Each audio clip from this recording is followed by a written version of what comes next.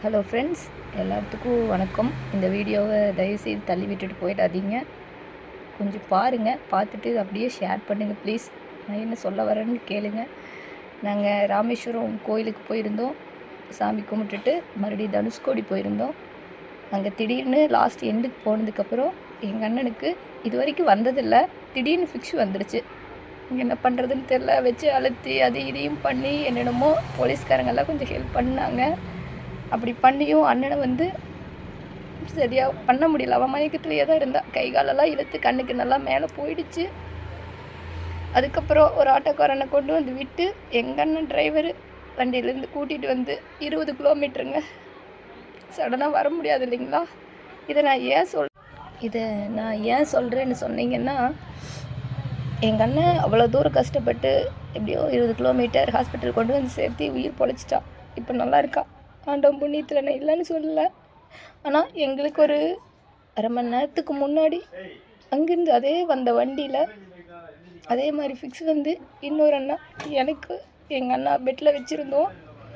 அதுக்கு ஆப்போசிட் பெட்லேயே படுக்க வச்சுருந்தாங்க. அவரும் ஃபிக்ஸ் வந்ததாக தான் சொன்னாங்க. கண்ணு முன்னாடி கண்ணெல்லாம் மேலே போய் இறந்துட்டார். ஸோ அவரும் ஒரு திருப்பூர்காரர் தான். ஸோ அந்த நிலமை எங்கள் அண்ணனுக்கு வந்திருந்தா யோசனை பண்ணி பாருங்க. அந்த அண்ணன் என்ன பக்கத்து வீட்டில் இருக்கிற அண்ணன் யாரும் வேறு இல்லை இல்லைங்களா? எல்லாமே ஒரு உசுறு தான்.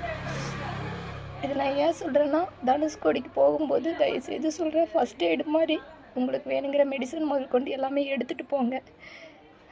தயவுசெய்து கேட்டுக்கிறேன். இன்னொரு ஹெல்ப்பும், இதை நீங்கள் ஷேர் பண்ணுங்கள். ஏன்னு கேட்டிங்கன்னா, அங்கே போய் நான் ஹாஸ்பிட்டல் கட்டுங்க அப்படின்னு நான் சொல்ல வரல. அட்லீஸ்ட் ஒரு அவசர ஆத்திரத்துக்கு ஒரு ஆம்புலன்ஸ், ஒரு டாக்டர் மட்டுமாவது அங்கே இருந்தால், காலையில் போயிட்டு ஈவினிங் வர மாதிரி இருந்தாவது பல உயிர்களை காப்பாற்றலாங்க. ஏன்னா அங்கே ஒரு அண்ணா இறந்துட்டார் இல்லைங்களா? அதை நான் கண் கூட பார்த்தேன்.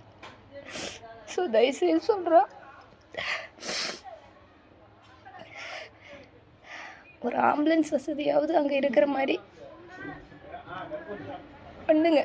ஏன்னா நான் சேலம், நான் கோயிலுக்கு சாமி கும்பிட போனேன். ஃபஸ்ட் டைம் போயிருக்கேன். அதனால் எனக்கு அதை பற்றி தெரியாது. அந்த ஏரியா எப்படி இருக்கும், கடலுக்குள்ளே இருக்குதுங்கிறத நான் தெரியாது எனக்கு. ஆனால் இவ்வளோ ரிஸ்க் இருக்குன்னு இல்லை. அங்கே ஒரு நிழல் கூட இல்லைங்க. ஒன்றும் முடியல, தலை சுற்றுது, கீழே கொஞ்சிக்கலாம் ஒரு நிழல்னா அந்த வசதி இல்லை தான். அது கடலில் இருக்கிறதுனால நம்ம அதை எதிர்பார்க்க முடியாது தான். ஆனால் சப்போஸ் யாராவதுக்கு ஏதோ ஒரு சில பிரச்சனைகள் அப்படின்னா கண்டிப்பாக ஒரு ஆம்புலன்ஸ் இருந்தால், ஏன்னா ஃபோன் பண்ணவும் முடியாதுங்க, டவர் பிரச்சனை.